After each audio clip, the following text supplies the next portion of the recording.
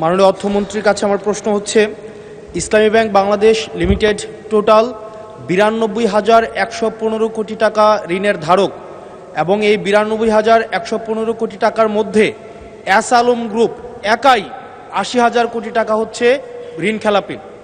জনতা bank থেকে Beximco group একাই হচ্ছে 25,000 কোটি টাকা হচ্ছে ঋণ খেলাপি। এই ঋণ পুনরুদ্ধারের ক্ষেত্রে মানে এস আলম গ্রুপ এবং বেক্সিমকো গ্রুপের ঋণ পুনরুদ্ধারের ক্ষেত্রে এই অর্থ বছরে আপনাদের বিশেষ কোনো পরিকল্পনা আছে কিনা, আর 2 নম্বর প্রশ্ন আছে কিনা, এবং এস আলম গ্রুপকে তাদের এই ঋণ না পরিশোধ না করে কিভাবে আবার নতুন করে পুনর্বহাল করার চেষ্টা করা হচ্ছে, এটা নিয়ে সরকারের সাথে এস আলম গ্রুপের কোনো সমঝোতা হয়েছে কিনা এই বিষয়টি জানতে চাচ্ছি। ধন্যবাদ। মাননীয় মন্ত্রী।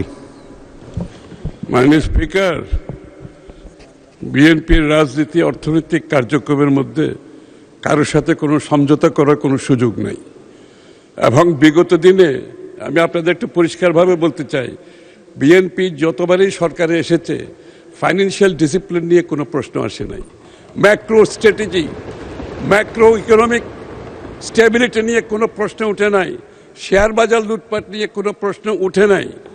সো বি অ্যাসিওর্ড, বিএনপির রাজনীতিতে অর্থনৈতিক পরিকল্পনায় সমঝোতার কোনো সুযোগ নাই, এবং যারাই ব্যাংক থেকে টাকা নিয়েছে পালিয়ে গিয়েছে সকলের বিরুদ্ধে মামলা হয়েছে, মামলা পার্সু করা হচ্ছে, এবং এটার জন্য আমরা বাইরে প্রফেশনাল ফার্মগুলোকে অ্যাপয়েন্ট করেছি এই টাকা দিয়ে যারা পালিয়েছে এগুলো রিকভারের জন্য।